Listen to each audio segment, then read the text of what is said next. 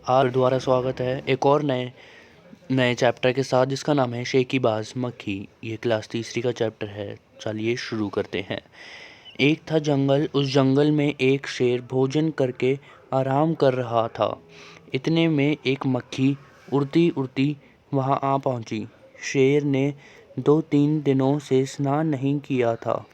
तो इसमें जो शेर है वो 2-3 दिनों से स्नान नहीं कर रहा था, तो वहाँ पे मक्खी आ जाती है। जैसे नहाते नहीं तो मक्खी आ जाती है, बिल्कुल वैसे ही है।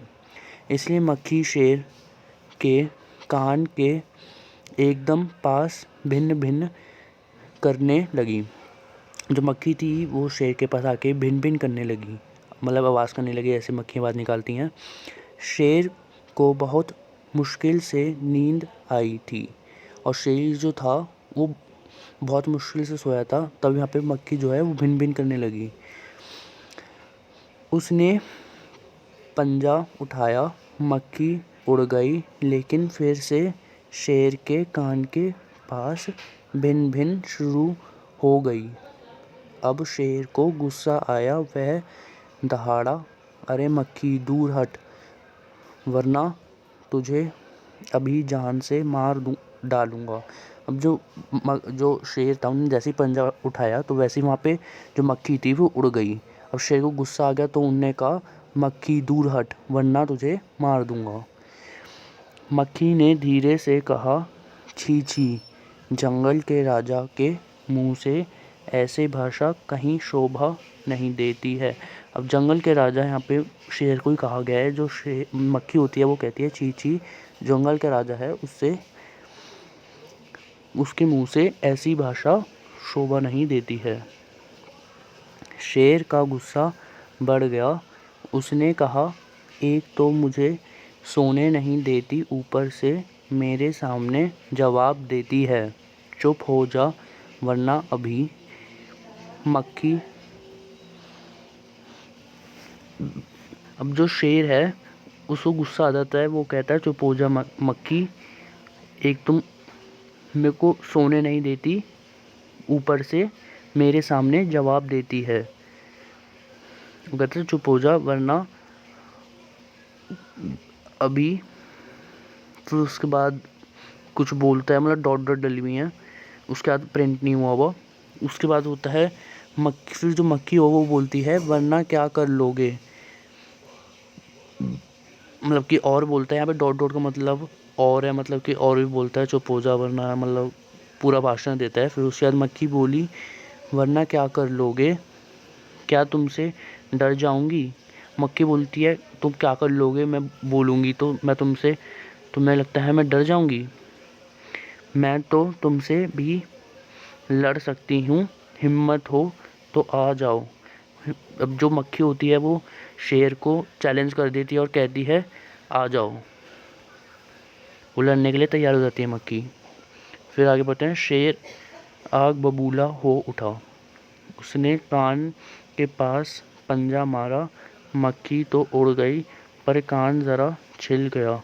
मक्खी उड़कर शेर की नाक पर बैठी तो उसने मक्खी को फिर पंजा मारा। मक्खी उड़ गई, उसकी बार अब की बार शेर की नाक छिल गई। तो जैसे जैसे मक्खी बैठ रही थी तो वो उड़ रही थी बार बार, शेर को ही अपना पंजा पड़ रहा था और वो छिल रहा था धीरे धीरे। मक्खी कभी शेर की माथे पर बैठती, कभी गले पर, तो कभी गर्दन पर, तो मतलब ऐसे बैठ रही थी और उड़ रही थी और शेर को ही पंजा पड़ रहा था। शेर पंजा मारता जाता और खुद को घायल करता जाता। मक्खी तो फट से उड़ जाती। अंत में शेर उब गया, थक गया। वह बोला, मक्खी बहन, अब मुझे छोड़ो, मैं हारा और तुम जीती। बस मक्खी घमंड में चूर होकर उड़ती उड़ती आगे बढ़ी। सामने एक हाथी मिला। मक्खी ने कहा, अरे हाथी, मुझे प्रणाम कर। तो अब जो मक्खी थी ने शेर को हरा दिया, शेर थक गया तो उन्होंने कहा तुम जीत गई। तो अब वो घमंड में आ जाती है और उसको आगे शेर मिलता है। तो वो उससे कहती है, अरे हाथी, मुझे प्रणाम कर। मैंने जंगल के राजा शेर को हराया है, इसलिए जंगल में अब मेरा राज चलेगा। हाथी ने सोचा, इस पागल मक्खी से बहस करने से समय कौन बर्बाद करे। हाथी ने सूंड ऊपर उठाकर मक्खी को प्रणाम किया और आगे बढ़ गया।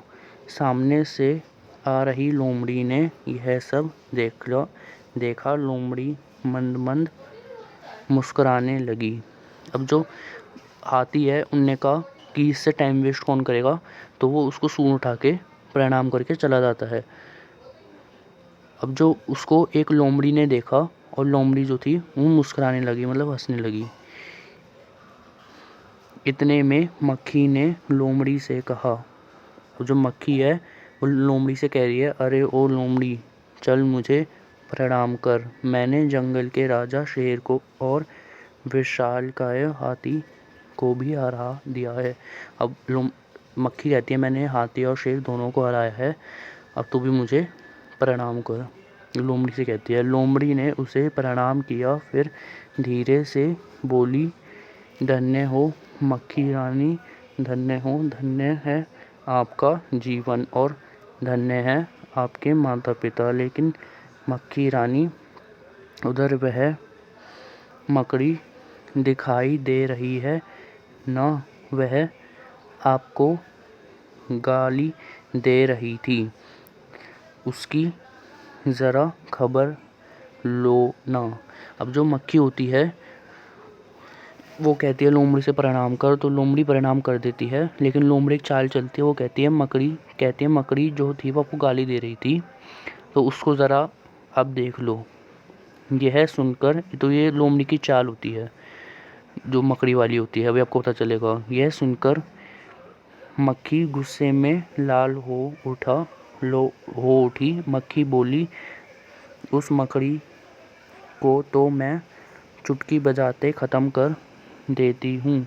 यह कहते हुए मक्खी मकड़ी की तरफ झपटी और मकड़ी के जाले में फंस गई।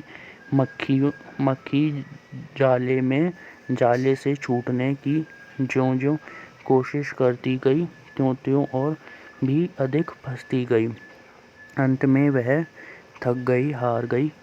यह देखकर लोमड़ी मंद मंद मुस्कुराती हुई वहाँ से चलती बनी। तो जैसे कि मैंने ऐसे कहा था कि ये चाल थी लोमड़ी की मक्खी को फंसाने के लिए। तो जैसे ही वो मकड़ी की जाल की तरफ जाती है, वो फंस जाती है उसमें, और वो जैसे जैसे निकलने की कोशिश करती है वो उसमें और ज़्यादा फंसती जाती है, और वो फंस जाती है। तो लोमड़ी जो होती है वो मुस्कुराने लग जाती है।